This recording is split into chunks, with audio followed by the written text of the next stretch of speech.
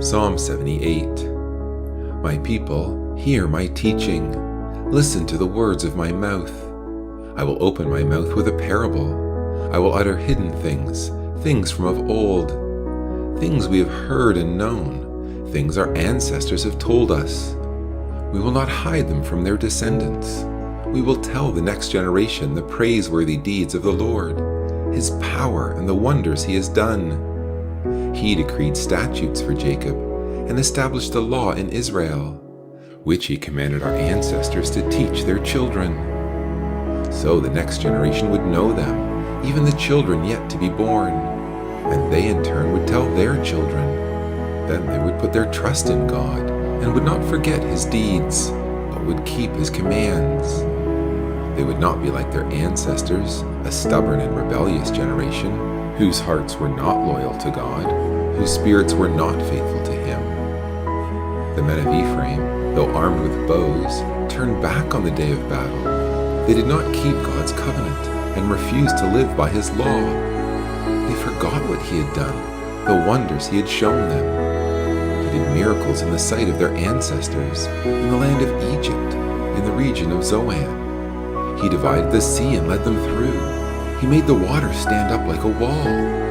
He guided them with a cloud by day and with light from the fire all night. He split the rocks in the wilderness and gave them water as abundant as the seas. He brought streams out of a rocky crag and made water flow down like rivers.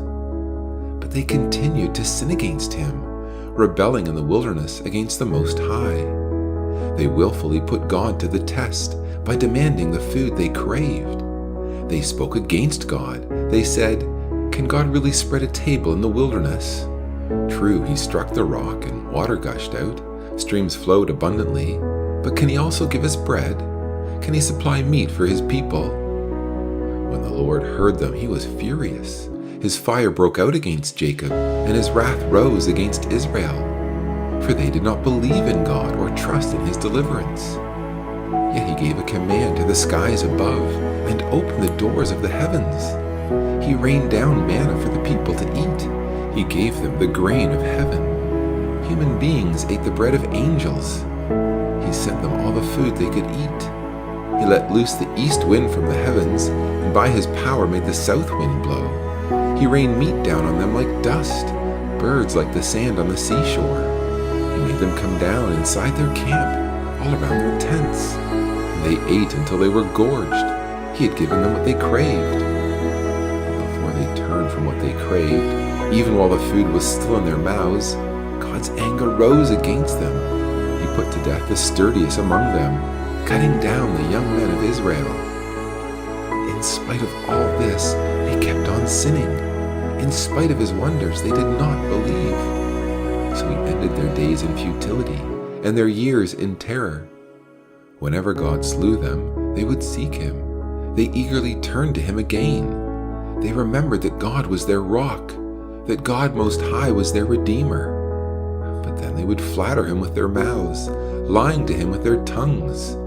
Their hearts were not loyal to Him. They were not faithful to His covenant.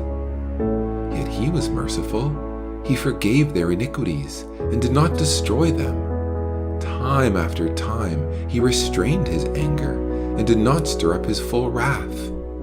He remembered that they were but flesh, a passing breeze that does not return. How often they rebelled against Him in the wilderness and grieved Him in the wasteland. Again and again they put God to the test. They vexed the Holy One of Israel. They did not remember His power, the day He redeemed them from the oppressor, the day He displayed His signs in Egypt, His wonders in the region of Zoan. He turned their river into blood, so they could not drink from their streams. He sent swarms of flies that devoured them, and frogs that devastated them.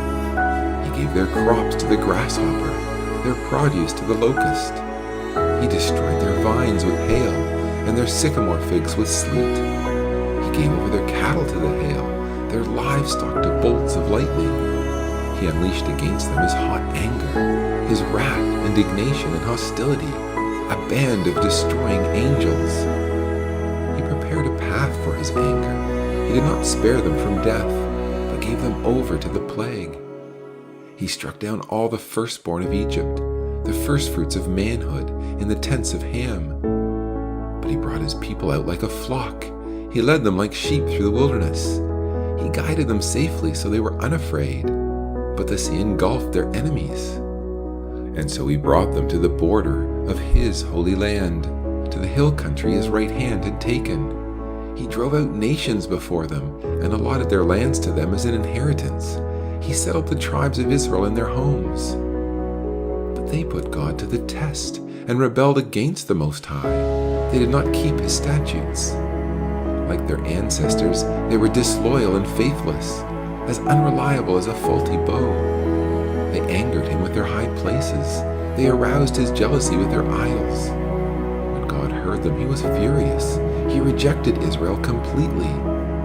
He abandoned the tabernacle of Shiloh, the tent he had set up among humans. He sent the ark of his might into captivity, his splendor into the hands of the enemy.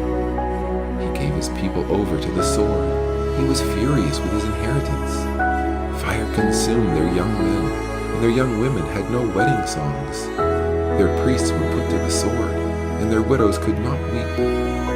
Then the Lord awoke from his sleep, as a warrior wakes from his stupor of wine. He beat back his enemies. He put them to everlasting shame. Then he rejected the tents of Joseph. He did not choose the tribe of Ephraim, but he chose the tribe of Judah, Mount Zion, which he loved. He built his sanctuary like the heights, like the earth that he established forever. He chose David his servant and took him from the sheep pens. From tending the sheep, he brought him to be the shepherd of his people Jacob, of Israel his inheritance.